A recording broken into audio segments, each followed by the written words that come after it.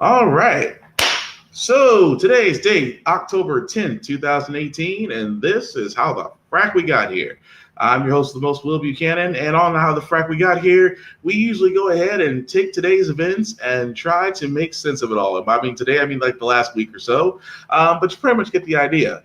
Before we do get started, I do have to sit there and say that this is an adult podcast, which means of adult nature, content, and language will be used. Viewer discretion is advised. So that being also said, thank you guys for all jumping in and welcome on this. So before we actually get this shindig started, I know for a lot of you people, a lot of it has been lately, why do you talk about Trump so much? And let me go ahead and address this. The reason why we have to talk about Trump so much is basically because he's responsible for 90% of the problems that we got going on right now in the world. That's just being honest. So I know there's other things I do talk about as far as police brutality, police injustice, rape culture, things of that nature. But what I try to do for my podcast, as far as on a week by week basis, is take the stories that are the most important. So it's not the fact that we are ignoring any stories; it's the fact that we're just trying to go ahead and present the best news possible. So bear with us. There's, like I said, if there's articles or news things that you would like for us to say, hey, just simply shout them out. And like I said in the podcast, you can always post here and always bring up stuff that you want to talk about, and we go from there. So that also being said, because I know I talk about Agent Orange so much, unless you've been under a rock, then you already pretty much knew what happened as far as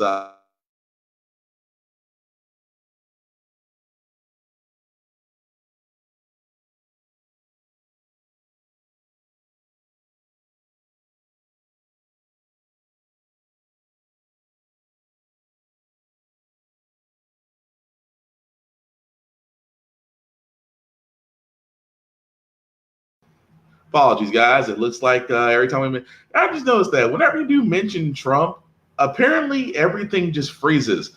Like there's some keystroke out there that is honestly looking for the word Trump and immediately freezing it. I just noticed that shit. That's just me. But anyway, getting back to what I was talking about. So Kavanaugh, for all those who've been under a rock, he's a Supreme Court justice that was under scrutiny for alleged sexual allegations by Dr. Christine Bissy Ford, who actually came forward and testified. And actually, other women are starting to come forward and testify. But long story short, it was a limited FBI investigation, limited as far as what the Senate committee wanted them to look at. The Senate committee determined that, well, we're sure she was assaulted, but we're pretty sure it wasn't Kavanaugh. And they moved forward with the votes. And then you had a whole bunch of cowardly, spineless politicians fall in line with Trump and apparently got nominated. So the reason why I'm talking about that is basically because of this portion here. And bear with me because we're going to see if this is going to play, because what annoyed me so is what Agent Orange said to Kavanaugh. On behalf of our nation, I want to apologize to Brett and the entire Kavanaugh family for the terrible pain and suffering you have been forced to endure. Those who step forward to serve our country deserve a fair and dignified evaluation, not a campaign of political and personal destruction based on lies and deception. What happened to the Kavanaugh family violates every notion of fairness, decency, and due process. Our country, a man or a woman, must always be presumed innocent unless and until proven guilty.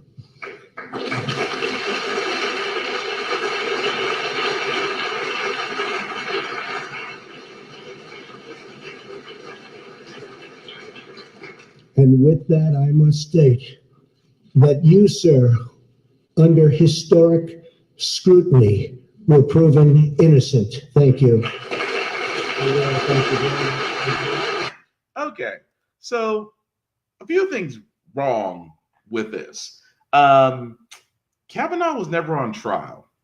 So the whole innocent till proven guilty would mean that he's in due process. And due process basically means that Well, that means you're accused. And if you're accused, that means that you're on trial. And if you're on trial, that means that you have to prove, that means the plaintiff, who is actually the accusing, has to bring up the mountain of proof that says you did. Otherwise, you are presumed innocent until proven guilty. The problem is that they never truly gave it its due diligence. And like I said, it came down to a blame game because the Senate committee, like I said, if you've been under a rock, the Senate committee actually asked the FBI to investigate. However, the White House had turned around and said, okay, you can investigate, but you can only investigate this limited area, which was basically nothing. They can only investigate things that they know were true. Like they tried to investigate these 4 so-called friends that corroborated the story, and they said that they didn't. But beyond that, the FBI was held at the reins to not fully investigate. So, like I said before, Ford didn't get to talk to the FBI. Kavanaugh didn't get to talk to the FBI. So the report that they got back was really bullshit. And it was just enough for the Republicans to turn around and go, see, we did it. We investigated, and Kavanaugh didn't do nothing wrong. The lady's obviously crazy. No, you didn't investigate. You didn't investigate shit because Lawrence O'Donnell from MSNBC said it best. He sat there and said, Dr. Ford was willing to go to the FBI, willing to be investigated by the FBI.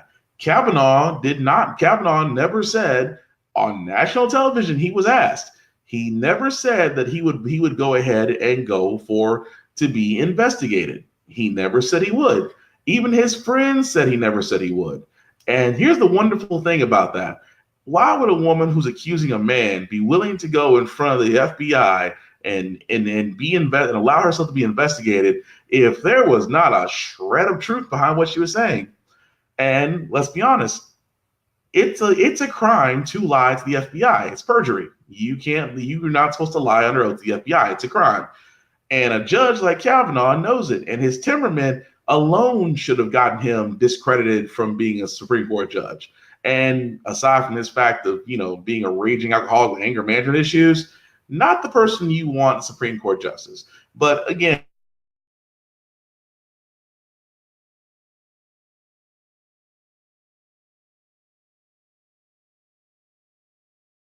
it's the whole rigmarole of them trying to sit there and say, well, we did it like this, so you guys have to trust us. You guys have to believe that we did this right. And I'm like, no. And this is what honestly people are tired of. People are actually tired of individuals who are coming forward and trying to feed bullshit. And we all know Trump's feeding bullshit. But also to keep going on with this, because I know it's going to kind of be an all Trump podcast, so I apologize in advance.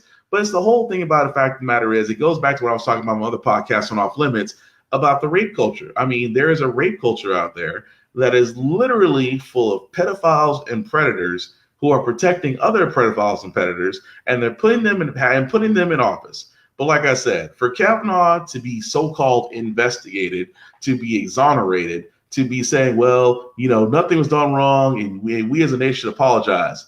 Yet Bill Cosby's sitting in prison doing 3 to 10, eating pudding. Right. I would love for someone to sit there and bring that argument up. You got Bill Cosby, but you couldn't get Kavanaugh because you didn't want to investigate Kavanaugh.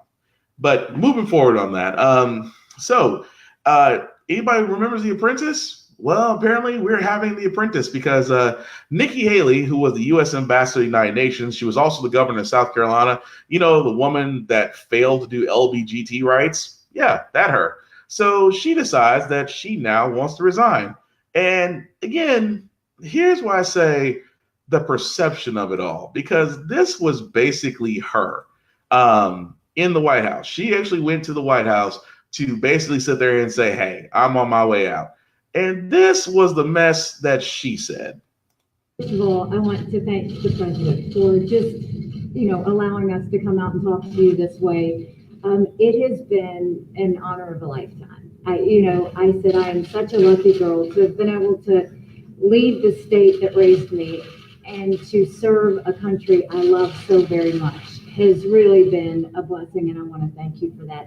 But I'm most excited, look at the 2 years. Look at what has happened in 2 years with the United States on foreign policy. Now, the United States is respected. Countries may not like what we do, but they respect what we do. They know that if we say we're going to do something, we follow it through, and the president proved that, whether it was with the chemical weapons in Syria, whether it's with NATO, saying that other countries have to pay their share. I mean, whether it's the trade deals, which have been amazing, they get that the president means business, and they follow through with that. But then if you look at just these 2 years at the UN, we've cut 1.3 billion in the UN's budget. We've made it stronger. We've made it more efficient. South Sudan, we got an arms embargo, which was a long time coming. 3 North Korean sanctions packages, which were the largest in a generation, done in a way that we could really work towards denuclearizing North Korea. The Iran deal, bringing attention to the world that every country needs to understand you can't overlook all of the bad things they're doing. You have to see them for the threat that they are.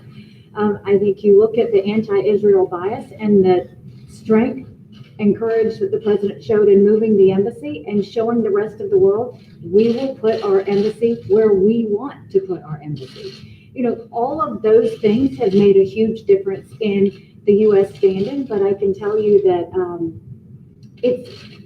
U.S. is strong again. I will say this, for all of you that are going to ask about 2020, no, I'm not running for 2020. I can promise you what I'll be doing is campaigning for this one. So I look forward to supporting the president in the next election.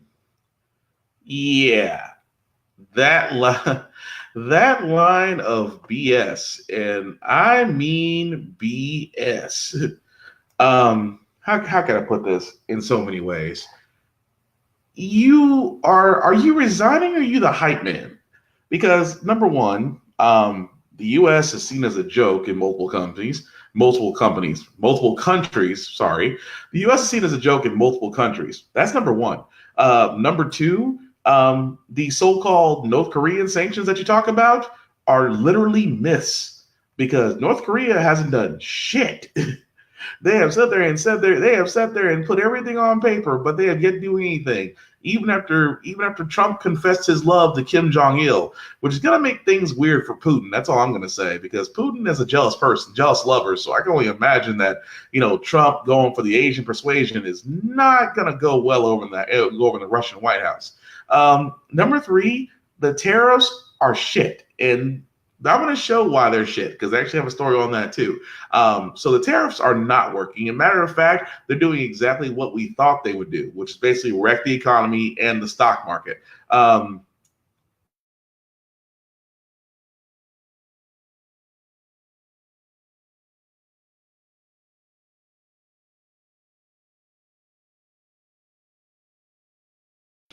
Sorry about that, guys. Like I said, you mentioned Trump. I swear there has to be the connection that you.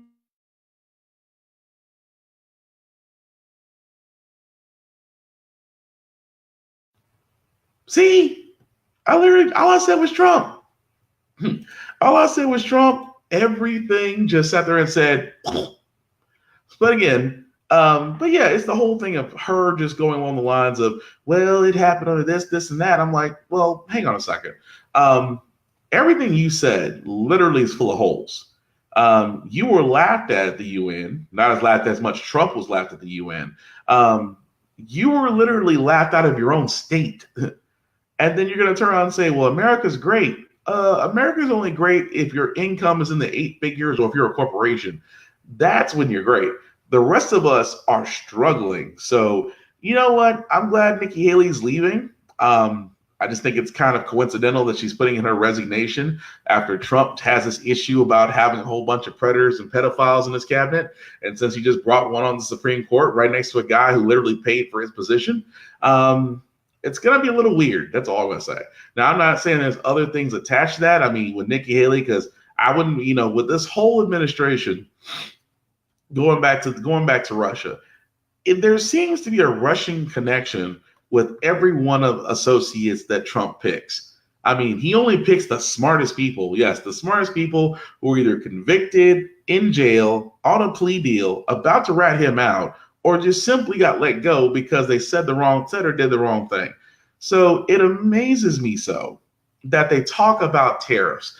And that was the thing that I was like, when Trump did, because actually the whole time during the Kavanaugh thing, they passed this tax plan. So again, more cuts for the rich and corporations that we're going to have to pay for. But that goes back into the whole thing of, footing the bill. Fiscal conservatives always want to cut things for lower classes, but never for the top part, because, you don't want to piss off your bosses. But speaking of tariffs, which I found very interesting about that, here's one story out there that's showing what happens when you decide to put tariffs in the wrong damn place. As soon as it plays. Time for Money Power Politics. Today we're talking tariffs and the effect they could be having on American car maker Ford. The tariffs have already cost the company $1 billion. And the white-collar workforce is also expected to take a hit. A recent report by Morgan Stanley estimates a reduction of roughly 12% or 24,000 jobs at Ford. Ben White, my dear friend, chief economic correspondent for Politico and host of the Political Money podcast, also a CNBC contributor. All right, Ben, Ford says the cuts are part of the company's $25 billion reorganization that was already being implemented. What do you make of all this? Well, the tariffs certainly aren't helping. The steel and aluminum tariffs costing Ford around $1 billion in profits. The Chinese retaliatory tariffs are also a big problem for Ford and for other car companies. China is the biggest auto market now that U.S. companies want to sell cars into. If you've got 25% tariffs, retaliatory tariffs, it becomes a lot harder to sell your cars into China. That could ultimately lead to workforce reductions across the auto industry in the United States. It also means that, U.S. car companies that wanted to build cars in China are not going to do that, but they're not going to bring it back to the United States. That's Trump's big point. We're going to force companies to build in the U.S. They're just not going to build those cars. It's not a matter of building them in the U.S. because they can't do that and make a profit. But we know automation was already happening. We know that, or could it be that people are, or not could it be, we know that people are buying new cars with less frequency. And it's not just Ford, Toyota, Nissan, Honda, they've all reported declining car sales. Yeah. So can we really point the layoffs on tariffs, or can some of it be people are buying less cars, less new cars? This is a bigger story than just Trump and tariffs. It is a reorganization in the auto industry. People are certainly buying less passenger cars. They're buying SUVs, light trucks, much more so than they are, your old sedans. And there is much more automation. And they're optimizing. So let's not put all the blame on Trump for what's happening in the auto industry and changes. But the fact remains that they are going to be less profitable. They're going to be less agile if these tariffs are in place, and they're less able to sell into other markets. And if their inputs are more expensive, 25% on aluminum, 10% on steel. This is the stuff that people make cars out of. Costs are going up. Does that directly lead to immediate layoffs? Not necessarily, but it means less profitability, and you're not going to hire as many people if it costs you more to make cars. Are tariffs the issue, or is short-termism the issue? Because you can put Ford aside. When you talk to Fortune 100 CEOs across the board, they're very positive on Trump policies, whether it's the tax cuts or deregulation, but they're living in a short-term world just like President Trump is. They have got to come up with quarterly results. They've got Wall Street analysts to worry about. So even if deregulation helps them in the short term, they're not thinking about long-term problems because they don't have that luxury. That's true. And this is the larger question about, should we focus on quarterly earnings so much? The big, Warren Buffett, Bloomberg, others who said we should move to, every 6 months. CEOs don't want to. Some CEOs don't want to because their bonuses are tied to the performance by quarter and the stock price and all of that. But short-termism is a problem. But one of the issues around Trump is not just the tariffs. It's the question of, where does the trade war end? Where does the confrontation with China end? How, if you're a CEO, do you plan for the next quarter and the next year if you don't know what your costs are, if you don't know where you're going to be able to sell your product and what tariffs you're going to face? So they have a problem in terms of certainty. There is a lack of it. They love the tax cuts on dereg. They had a problem with uncertainty in the Obama administration. The regulatory overhang that they faced with Obama, they were unwilling to invest and spend because they didn't know what was coming. Yes. And while they might not know where the trade war is going to end, they did get some level of confidence with last week's, whatever you want to call NAFTA 2.0. Yeah, no, there's no question. They got some of that. But, the idea that NAFTA was ever on the table, they didn't need to have that. It didn't need to be on the table. But let's be honest about it. Yes, the Obama administration was not hugely pro-business. There is more business confidence now. They like a lot of what you talked about, the tax cuts and the deregulation, but they want more than that. They want to know what trade policy is. That's the big overhang for a lot of companies right now. Things would be better than they are if we didn't have all of that. So some positives from Trump, but some real concern about the future. We should always remind our audience, all that money that President Trump repatriated from corporate America, President Obama also wanted to do that. He was blocked. Well, there you have it, folks. And this is the reason why I say tariffs are literally going to be the problem going forward, because that's just the car industry. We hadn't even got down to electronics, groceries, pretty much clothes. All of that is going to go up, and it's going to lead to loss of jobs. So the whole thing about, us winning and bringing back U.S. jobs, the realistic thing about this is that other countries have been able to produce goods faster and cheaper.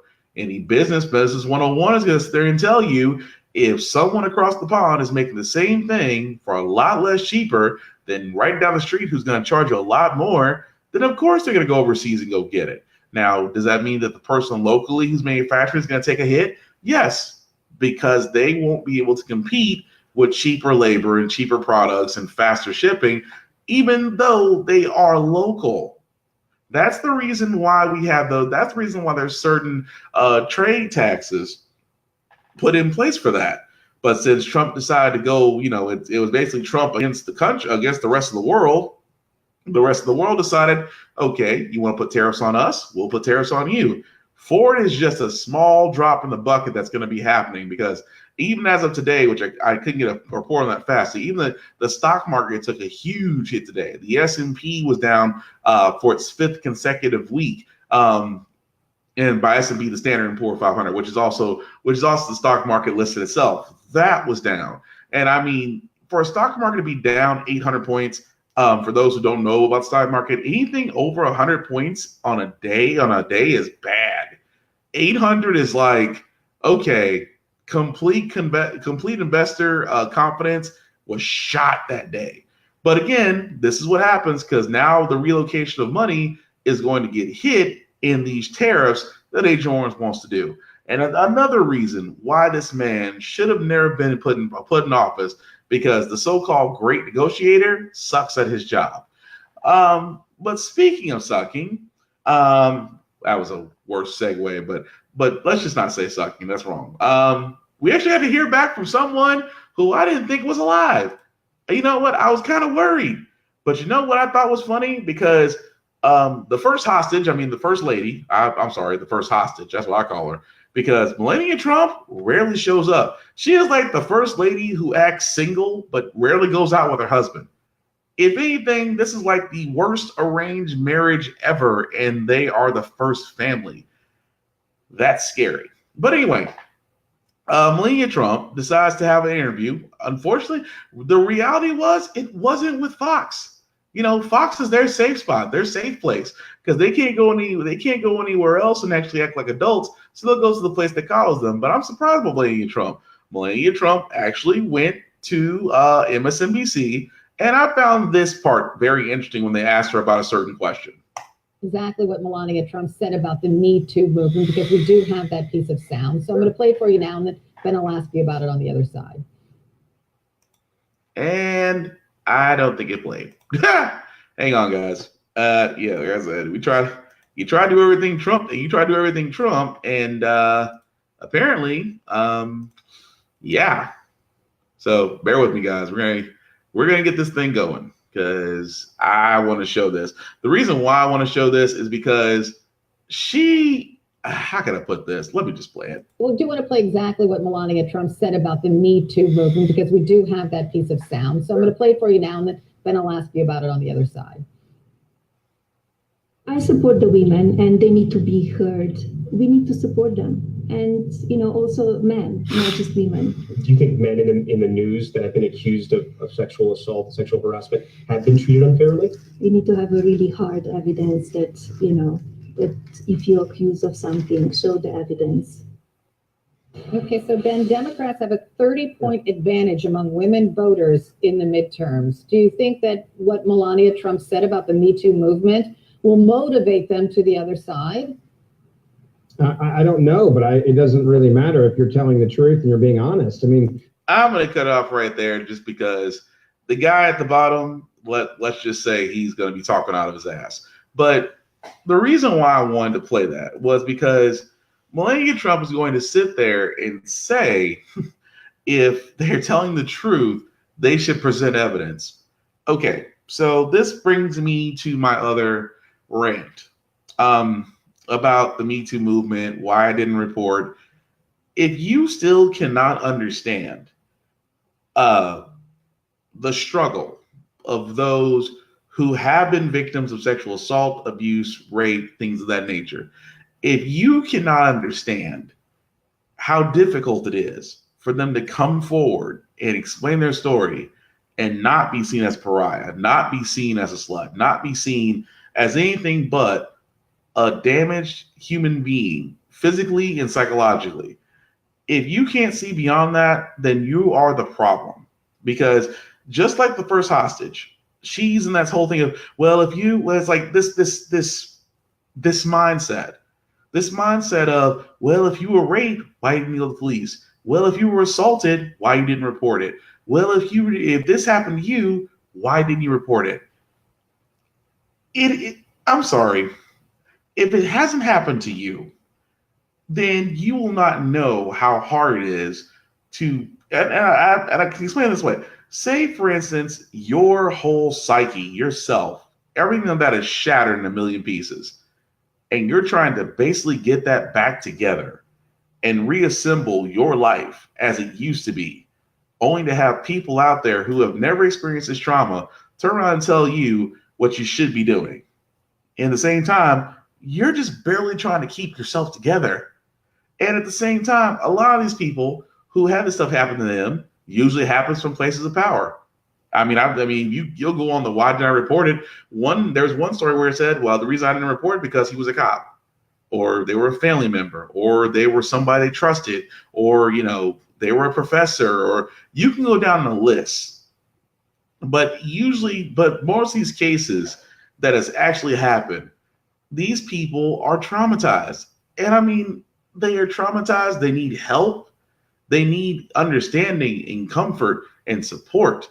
But this whole wave of just, well, if it happened 20 years ago, she should report it. I usually say Bill Cosby because, again, they wanted Bill Cosby bad. And I have been saying it from Jump Street about Bill Cosby. Whether or not he did it, it still need to be due process, which means that he still had his day in court. He still had the right to face his accuser. He still had the right to defend himself, and chips fall where they may. So yeah, after a mistrial, then another case, and then a jury deadlocked, then another case. Okay, finally, he was convicted and sentenced to 3 to 10 years in jail, despite how you feel about it. Due process happened, albeit it seemed like a little bit like overkill, but it happened. Kavanaugh is nothing more than Brock Turner in 40 years. Because it seems like Brock Turner will never see the same punishment as another person who isn't white and who doesn't have money and who doesn't have influence will never see. Because there were other cases where the same thing happened and the judge threw 35 to 40 years at a 15-year-old. He will be 55 if he's lucky by the time he gets out of prison. Even then, he's 55 and a registered sex offender. In the same case, Brock Turner is not a registered sex offender. So therefore, he lived his life normally. But the woman he assaulted is forever changed by that. And that's the thing that a lot of people just don't get.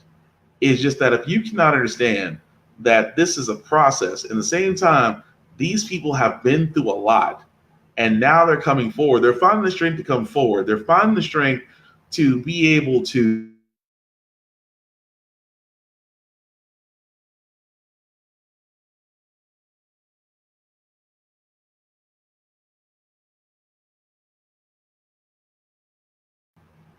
sorry guys. But what I was saying is just that for people who have been sexually assaulted to come forward and explain their story, that's guts, no matter how you cut the mustard on that. And they should be treated as such.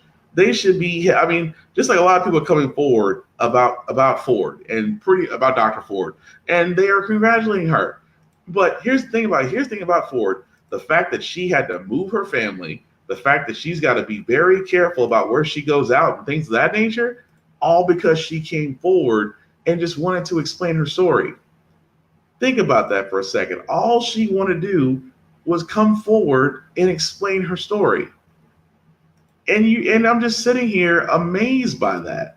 I am sitting here amazed that for people talking about due process, how they sat there and fast fooded this jury to the point to where it wasn't, and like I said before, it wasn't a trial.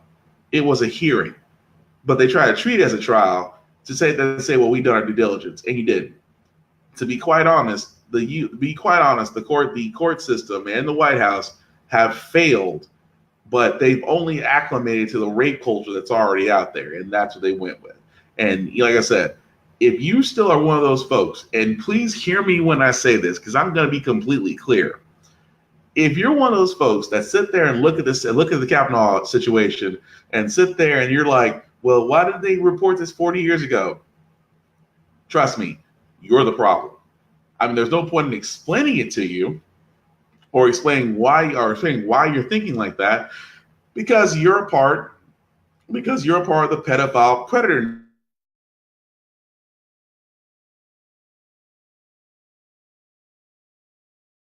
Sorry, guys. So basically, like I said, it's a part of the predator profile. It's part of the predator pedophile nature for them to defend their own. So I am not surprised that folks are still sitting there. And I mean, you've probably seen multiple clips of it where folks have came forward and it was like, well, she should have came forward. She should have done this. And it just doesn't stop. It is quite frankly amazing of how people are acting. But that's the part that bugs me so. But another part that actually bugs me is before we move on forward in this crazy train called Agent Orange, Kanye. Kanye was supposed to visit the White House to talk about immigration reform. I'm sorry, not immigration reform, prison reform. Sound familiar? A black guy going to talk to Trump about prison reform. I wonder who's already done that. Steve Harvey, Jim Brown, so-called black preachers, and now Kanye, because apparently his wife Kim can only get out one person at a time. I'm not saying what she had to do to get that person out, but I'm just saying we know her reputation. Not slut shaming, I'm just saying. But here's what Trump had to sit there and say about his best buddy Kanye. Well, Dean is certainly a person I would consider. Well, that didn't work out the way I intended. Let's try that again.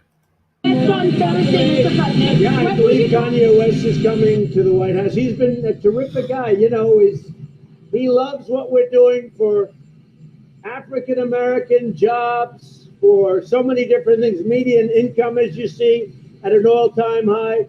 Poverty level at the best rate, meaning the lowest rate so far. And Kanye is a smart guy, and he sees that. And also coming with him, he said, "You mind if I bring Jim Brown, Big Jim Brown?" Boy, would he be making a lot of money today, right? He was, I call him unstoppable, Jim Brown. And he's been a friend of mine. He's been really with us because he gets it. He really gets it. He sees that African American, and by the way, Hispanic and Asian, have never done better in this country. And he likes it. And that's where the bullshit happens. Because let me be honest, it's already been done. And the thing about it is, I respected Jim Brown. Jim Brown was part of the civil rights movement. He usually told guys like Trump that you can go stick it where the sun don't shine. You can go fuck yourself. He used to say that. And now all of a sudden he's hitching his wagon to Agent Orange. I'm like, not you, Jim. of all people, I expected Ray Lewis. Ray Lewis would do everything to stay out of jail because, convicted murder. I mean, alleged murderer. You can go from the route on that. But I'm like, Steve Harvey, let's be honest. He's just gonna go. If he is not the Sambo of our generation, then Omarosa is the house Negro for Agent Orange. I'm just saying. But Kanye going up there and talking about prison reform to a man who does not care is literally wasted breath. Kanye, we could care less about because let's be honest, Kanye doesn't even know who Kanye is. I mean, Kanye at this point has got permanent residence in the sunken place with a whole lot of other black folks. But him going up talking about prison reform after his most illuminating comments, slavery is a choice. Or maybe we should abolish the 13th Amendment. The one that outlaws slavery in the US and also about imprisonment unless you're convicted of a crime. Yeah, he wants to abolish that amendment. And hey, Vaughn. And Jim Brown was the only person to keep Rich Pryor in check. True, but he's not going to keep Trump in. He's not going to be able to keep Trump in check. And this is what hurts me about Jim Brown, because Jim Brown was that dude.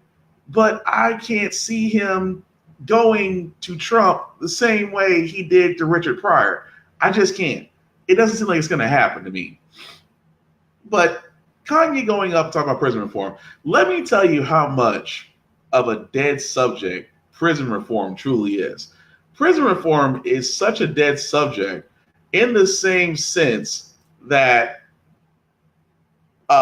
the Corporate Correctional Association of America, the CCA, which ironically enough has its headquarters in Tennessee, they profited off the Clinton rules. Now, for any of those that don't know what Bill Clinton's rules, the Clinton rules were, Bill Clinton, when he was in office, actually increased sanctions on penalties for sentencing for crimes. Yeah, that Bill Clinton, the one that, we thought we were all cool and shit with him. And then we come to find out he's the reason why prison occupancy shot up by 90%.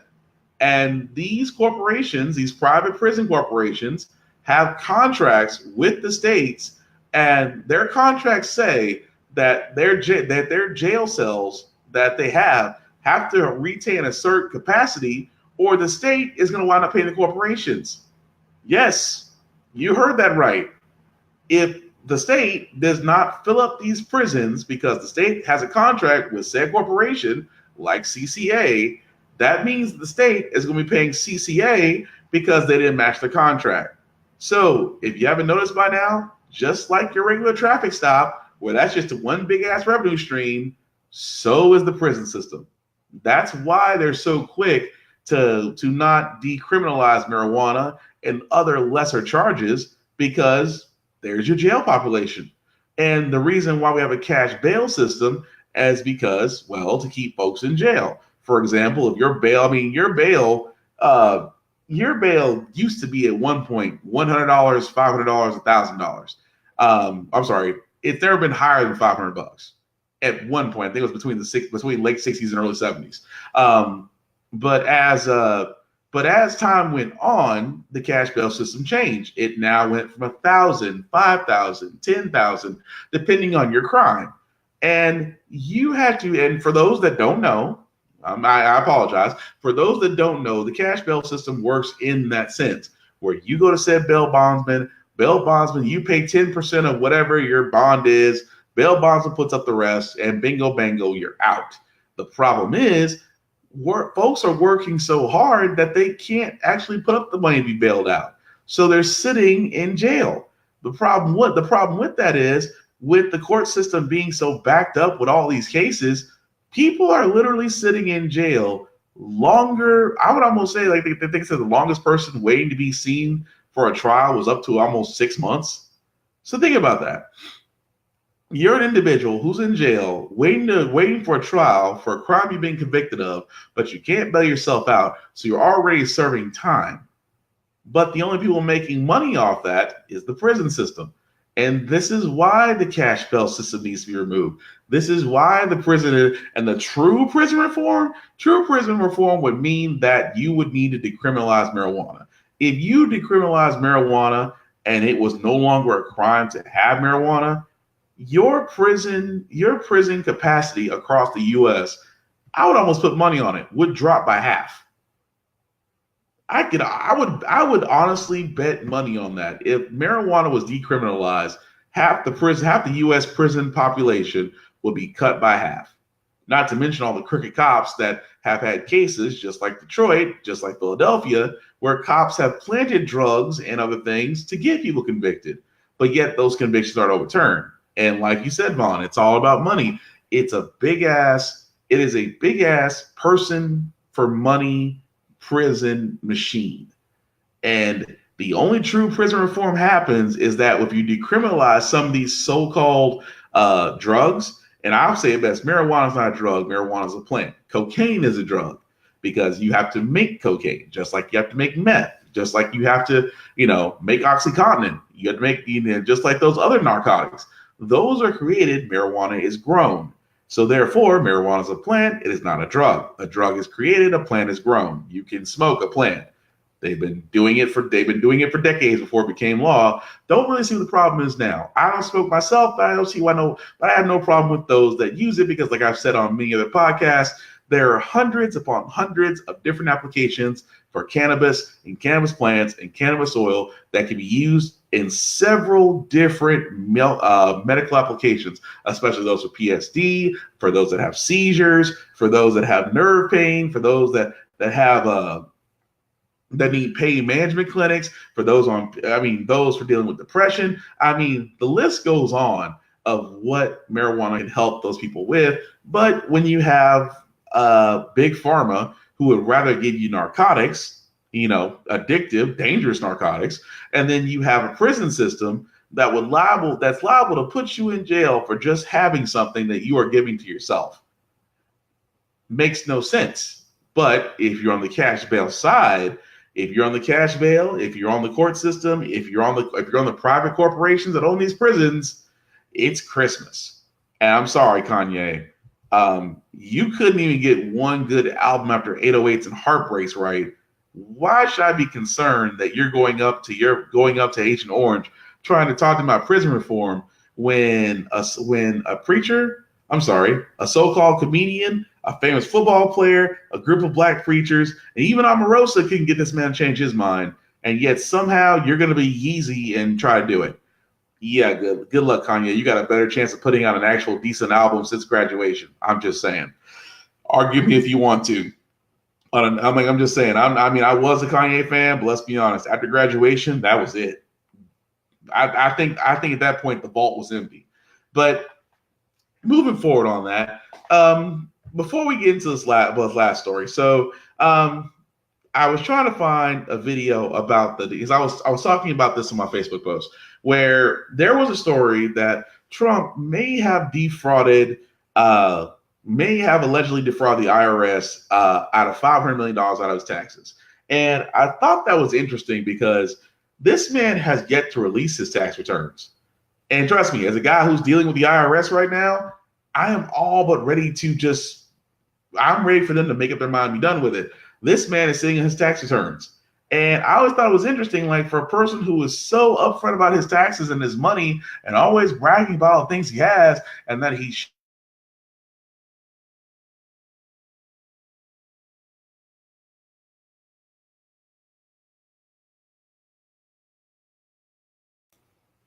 All right, sorry guys. So I find it interesting that a man who sat there and talked about his tax returns has yet to actually produce them. And like I said, it's one of those stories I'm definitely going to keep repeating because, like I said, a man who has sat there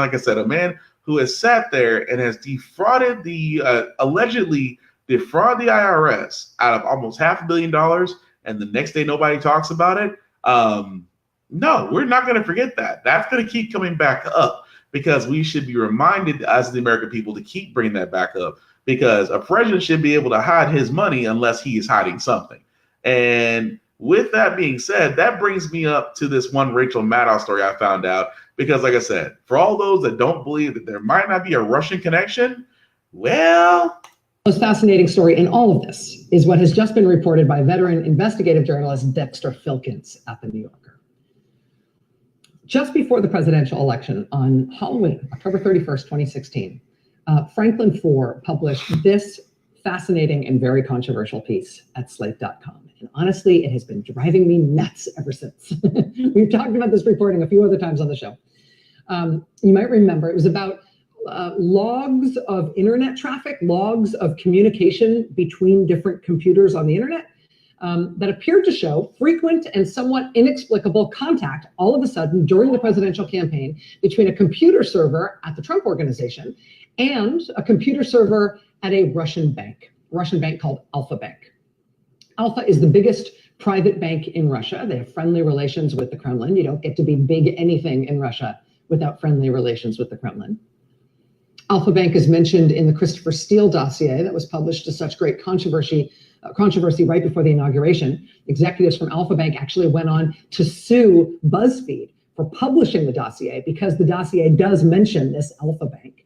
Just a couple of months ago in August, that lawsuit against BuzzFeed was dismissed in a US court.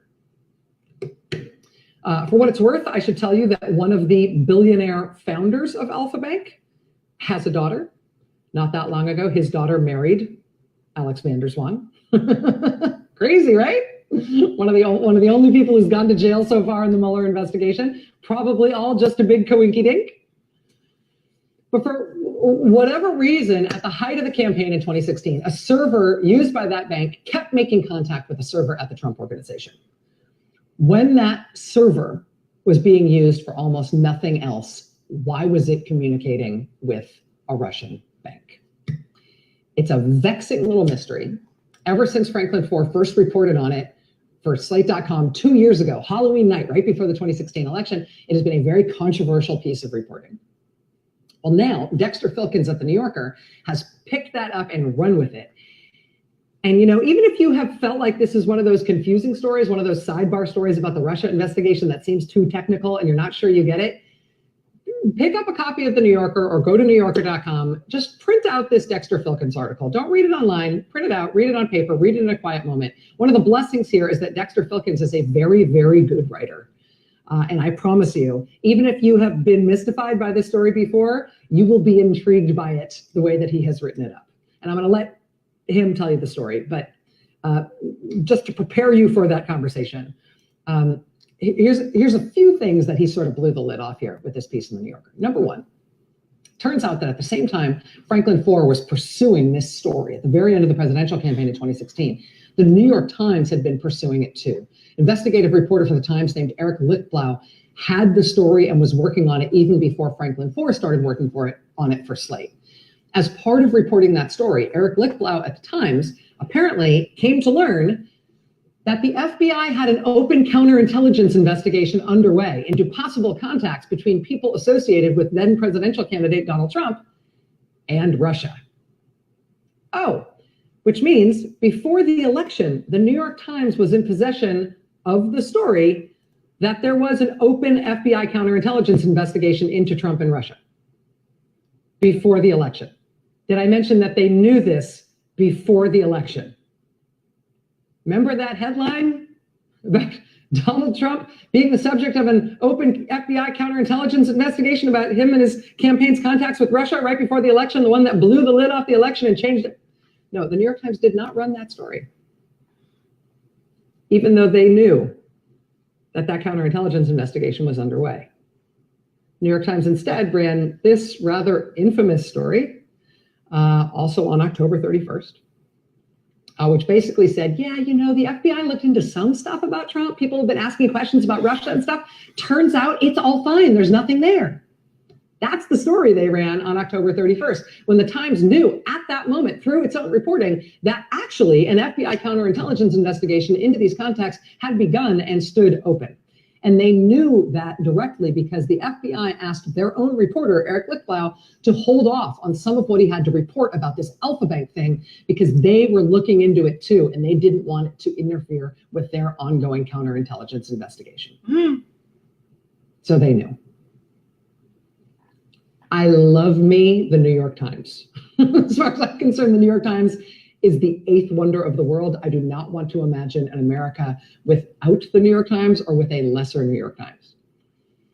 But when it comes to how they handled the information that they had about FBI interest in the two presidential candidates in 2016, at some point there presumably will have to be a little bit of a come to Jesus moment about that, because that is a heck of a thing for the New York Times to have sat on and not published, especially given how dead the horse was they were aggressively beating at the time every day when it came to Hillary Clinton's emails. They knew Trump was the subject of a counterintelligence investigation at the FBI at the time. They didn't tell us. The Times has sort of apologized for that Halloween 2016 story since it ran. They've never run a correction. They sort of explained that their own disappointment in it. But now we know. The Times knew Trump was under active FBI counterintelligence investigation before the election. They didn't publish it. The Times also effectively killed what would have been corroborating reporting from Eric Lichtblau on that strange thing about Alpha Bank and the Trump Organization servers, which Franklin Foer ended up reporting all on his own at Slate to so much controversy. These odd communications between a Russian bank server and the Trump server, their reporting could have corroborated that too.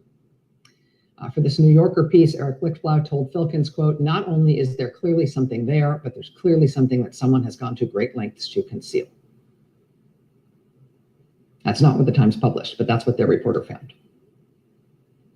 Dexter Filkins also, for the first time, explains in layman's terms what kind of communications, what kind of interactions between someone in Russia and someone at the Trump Organization might have produced the kind of internet data that led to all of this reporting. And I will let him explain that in just a moment, because for me, that was kind of the aha moment.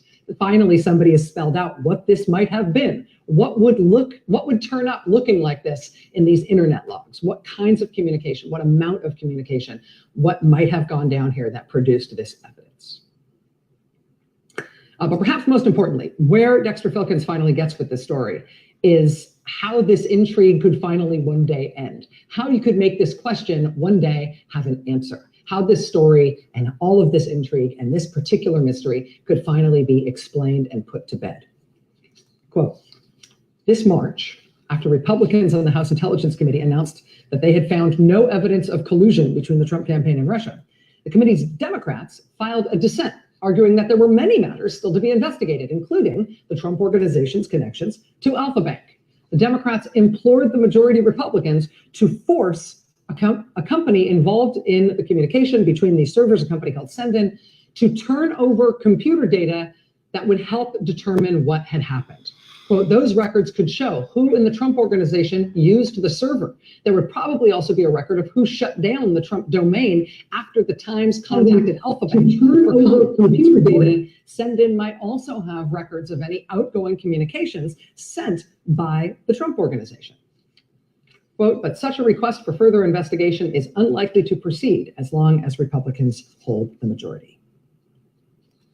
In other words, if there really was the story that's been so intriguing for 2 years now, if there really was a secret line of communication set up between Trump Tower and Moscow during the election, when they tried to cover up, that could be sort of the missing link in terms of figuring out how involved the Trump campaign was in the Russian effort to interfere in the election on Trump's behalf. And if anybody really wants to figure out whether that secret line of communication was there, it's doable. You could figure it out. They could probably do it with just a couple of subpoenas.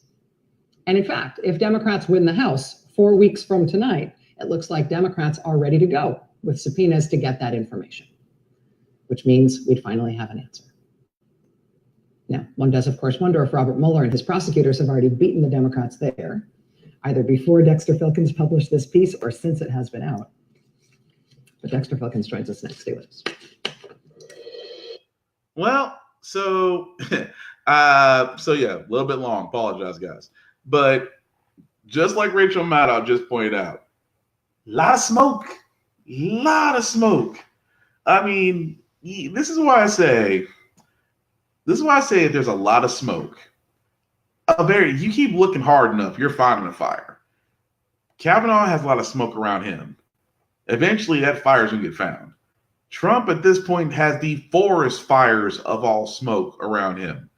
And just like it was in that, there's way too much smoke. And the simple fact of the matter is, it also hurts that, as far as journalism goes, that you had a piece that was done by a major news publication that didn't report that Trump was under investigation when he was a presidential candidate. He was under FBI investigation before he was elected. They sat on it, suppressed it, didn't even let it out.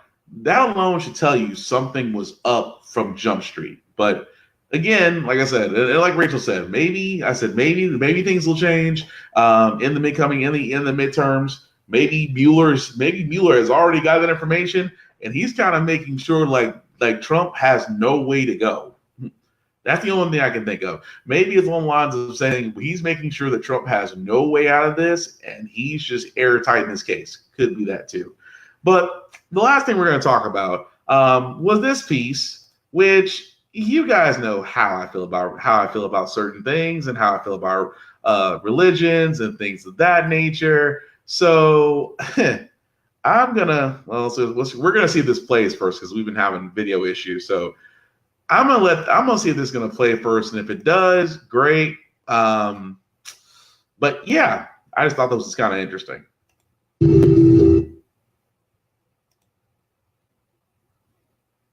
It is not from your husband to submit. The message is from the Lord. You're not to ever submit, ma'am, because your husband demands it, but you do it because the Lord ordained it. Now, ladies, you can rebel against that command. But just please understand, you're not rebelling against your husband when you do. You are rebelling against the Lord.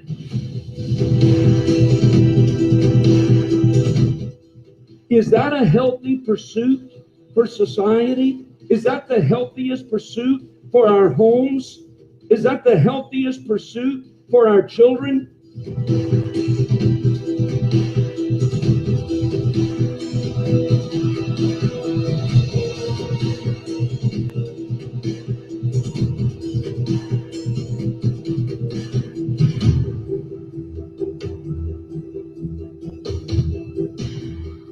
When you look at marriage itself is a spiritual principle. God himself defined marriage.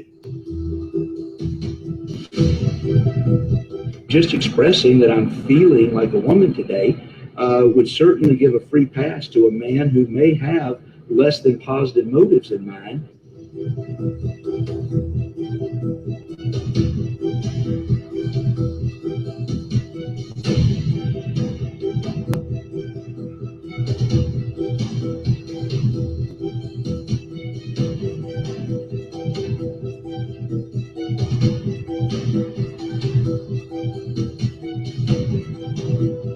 Some of the meanest people I know are church people.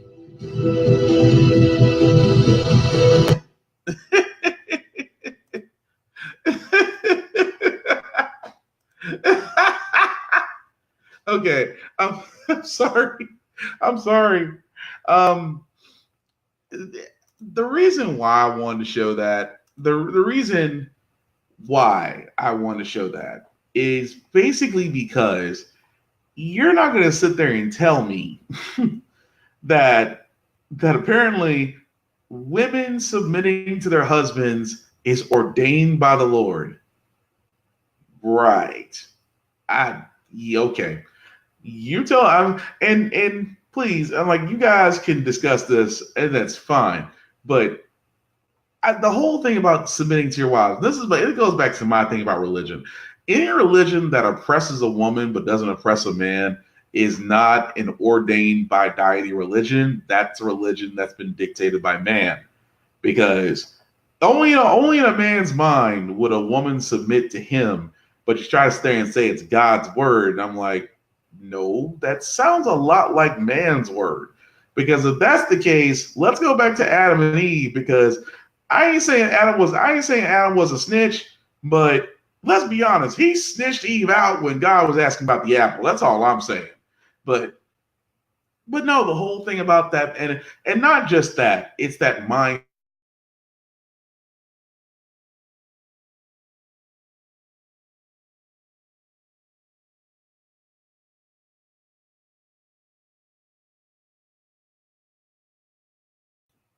And just like I said, mention Trump.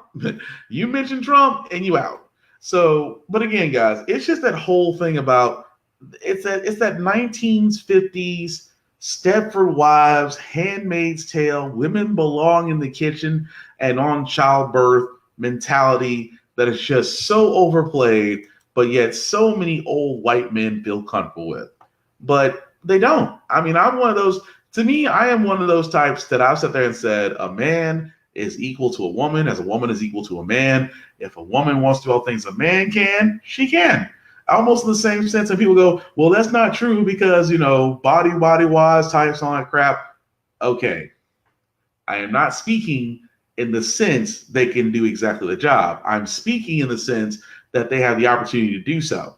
Now, whether or not they want, I mean, it's a choice. They're allowed to do whatever they want to and go from there. Because, like I said, you never stand told a man he can't do everything a woman can do.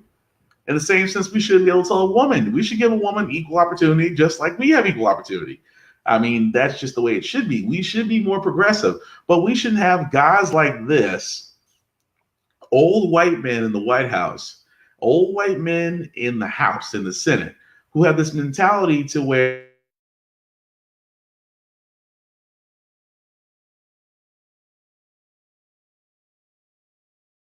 and the camera froze again. Sorry, guys.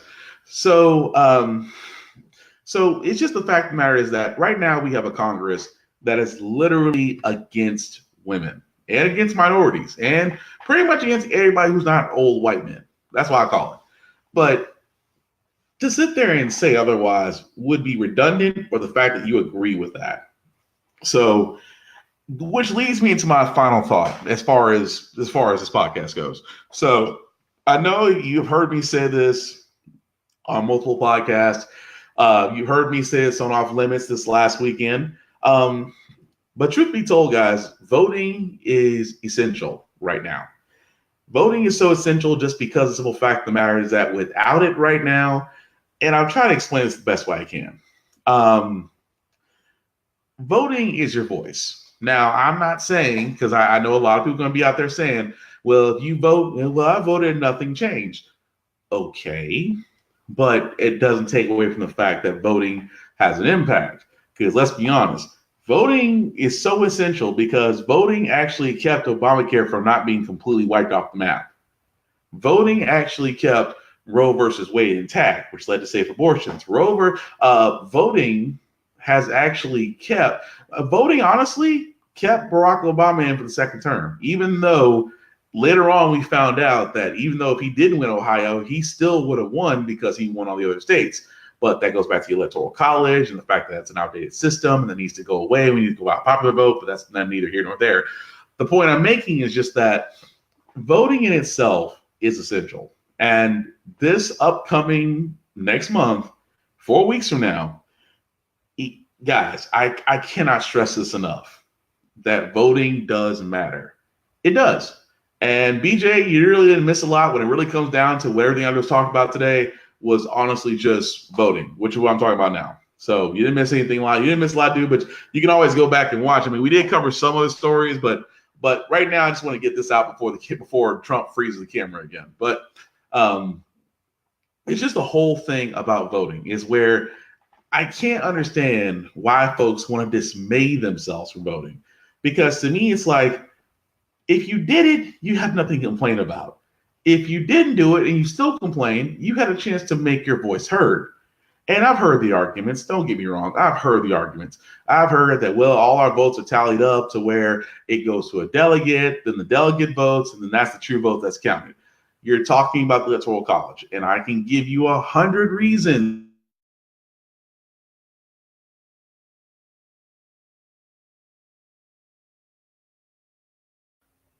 And I'm sorry, guys, camera freeze again. But it's just the whole thing about the reason why the Electoral College, I mean, it goes back to the Electoral College, is just that, yes, it is an outdated system. Yes, it does need to be removed. And yes, we need to go by a popular vote, because if we went by a popular vote, then it would essentially be everybody's vote. But this is the reason why we voted, because let's also be honest, the last election that got us this disastrous president, you have to understand something.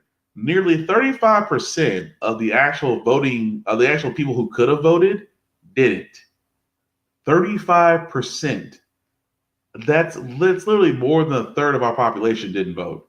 And I know I'm a Bernie Sanders guy. I wanted to vote for Bernie. I wanted Bernie to go all the way to where he could face Trump.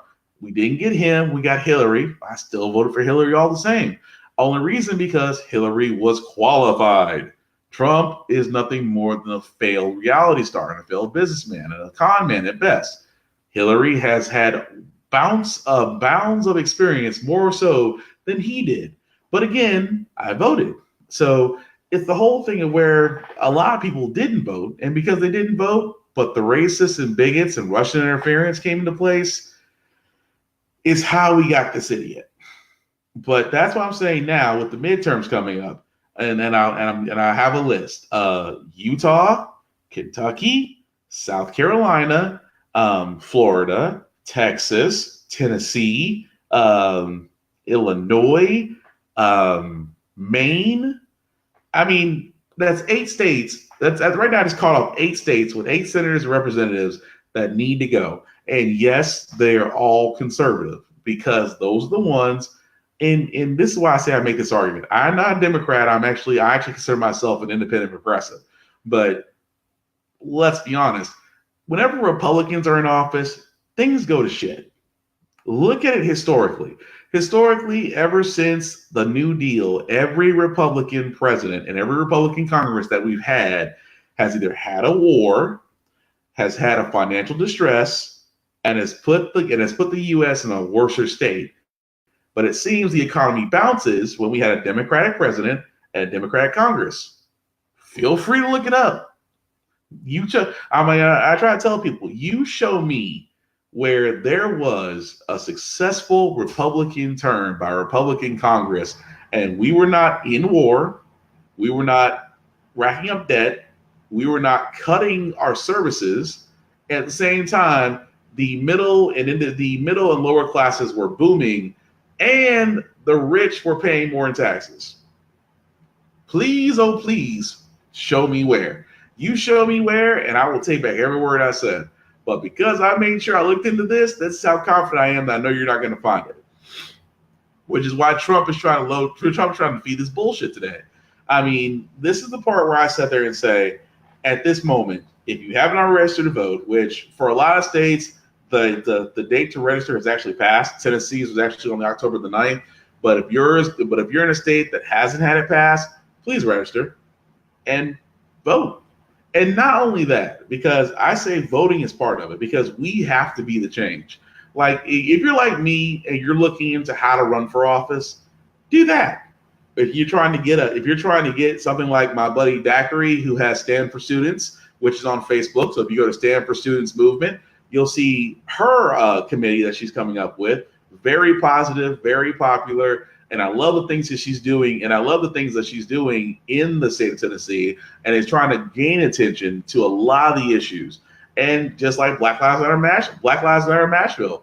Again, another positive group out there that is simply trying to make change, especially for the police oversight committee, which thankfully that's now on the ballot, to where we can actually get in a civilian oversight committee for the police, which would be great, because finally we would have someone else that the police can answer to that isn't police, and that's beautiful.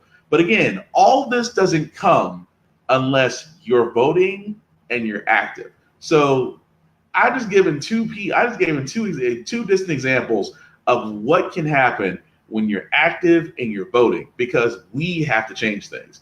If we want things to change, then we have to have that village mentality with a village mindset that we're building this up so that the next generation would be better off.